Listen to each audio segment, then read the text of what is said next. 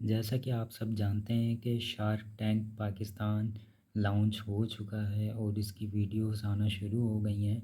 Green TV पे ये launch हुआ है और इसकी यूट्यूब पे आपको छोटे छोटे क्लिप्स मिल जाते हैं जिसमें हर पिच को ये इंट्रोड्यूस कर रहे हैं, उसका स्टार्टिंग, उसका इंट्रोडक्शन, फिर उनका क्या बिज़नेस है वो सब दिखा रहे हैं।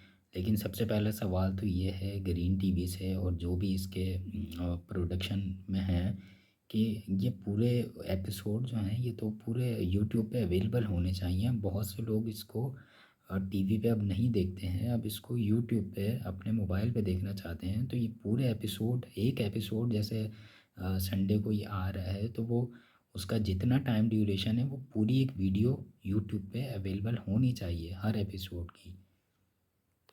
मैं कोई शार्क टैंक का जो है वो उसकी टीम में से नहीं हूँ। मैं सिर्फ़ अपने लिए, अपने आप के लिए मैं थोड़ी सी इसकी वीडियो बना रहा हूँ और ये मैं अपलोड भी करूँगा यूट्यूब पे। पहली पिच अभी मैंने देखी है और इंशाल्लाह मैं कोशिश करूँगा हर पिच का एक छोटा सा रिव्यू आपके सामने रखूँ। ये पहली पिच में जो ये हमारा पाकिस्तानी बंदा आया था, ये नाम इसका यहाँ पे मेंशन किया हुआ है। इनका जो बिज़नेस है वो है नॉक स्पोर्ट, ठीक है। और ये बैट बनाते हैं, क्रिकेट की पूरी ये किट बनाते हैं और ये पाकिस्तान में भी ये लोग डील कर रहे हैं। और जहाँ तक इन्होंने मेंशन किया है कि ये बाहर से भी ऑर्डर ले रहे हैं और उनको भी कस्टमाइज बैट बना के दे रहे हैं, उनके ग्लव्स, उनकी पूरी किट और क्रिकेटर्स के लिए।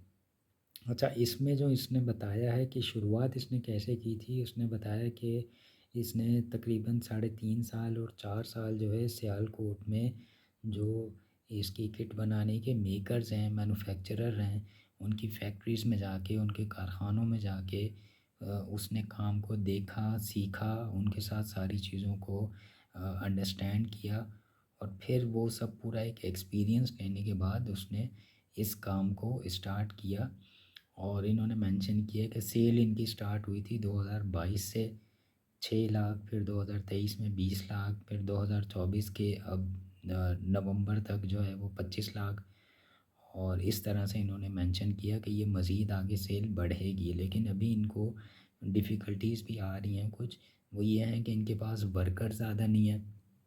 फिर एक डिफ़िकल्टी ये है कि इनके पास इतनी हैवी मशीनरी और इतनी एडवांस मशीनरी अभी नहीं है जो ये चाह रहे हैं कि आ जाए और इनकी प्रोडक्शन जो है वो इंक्रीज़ हो जाए। लेकिन मुझे एक बात समझ नहीं आई, इन्होंने यहाँ पे मेंशन किया था अपनी वीडियो में कि हमारा जो इनकी कंपनी का जो एक इनको एडवांटेज मिल रहा है, वो एडवांटेज ये कि इनकी जो कंपटीटर्स हैं उनकी प्राइस ज़्यादा इन्होंने बताई थी। और ये जो बंदा है, इन्होंने बताया कि हम अपनी कंपटीटर की जो प्राइस है उससे कम प्राइस में ये इसकी मैन्युफैक्चरिंग कर रहे हैं। लेकिन उस वीडियो में, पूरी वीडियो में मुझे कहीं ये नहीं नज़र आया कि वो शार्क टैंक में जो शार्क बैठे हुए हैं उनमें से कोई एक भी इनसे पूछे कि भाई कंपटीटर्स जो आपके हैं उनकी प्राइस ज़्यादा क्यों है, वो किस इतनी हैवी प्राइस में सेल क्यों कर रहे हैं और आपकी प्राइस कम क्यों है। मेरा मतलब ये है कि ये एक ऐसा सवाल बनना चाहिए था कि आप उनकी प्राइस ज़्यादा क्यों है, ये पूछना चाहिए था शार्क को। लेकिन शायद हो सकता है वो शॉर्ट वीडियो करके दिखाई गई हो, पूरे एपिसोड में पूछा हो। बहरहाल, तो ये कंपटीटर की प्राइस ज़्यादा है और इनकी प्राइस कम है, ये इसका रीज़न नहीं मुझे समझ आया। लेकिन बात हमें यहाँ पे समझने की ये है कि भाई बिज़नेस छोटे से ही स्टार्ट होता है। कोई भी बिज़नेस अचानक से बहुत बड़ा नहीं बन सकता, या अचानक से जो है वो बाहर से आपके पास ऑर्डर्स नहीं आते, मेरे पास भी नहीं आते।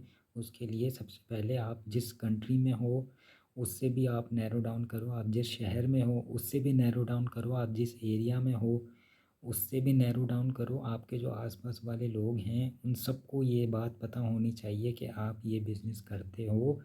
और उनको जब भी उस प्रोडक्ट की नीड हो, ये जो आप चीज़ सेल कर रहे हो या सर्विस प्रोवाइड कर रहे हो, तो सबसे पहले आपके एरिया वाले, आपके पड़ोसी और ये सब लोग जो हैं आपको रीच करें। जब ये लोग रीच कर लें उसके बाद आप एरिया में जाओ, वो लोग रीच कर लें उसके बाद आप अपने सिटी में जाओ, उसके बाद फिर आप अपनी कंट्री में जाओ और फिर आप बाहर जाओ। आप डायरेक्ट बाहर नहीं जा सकते।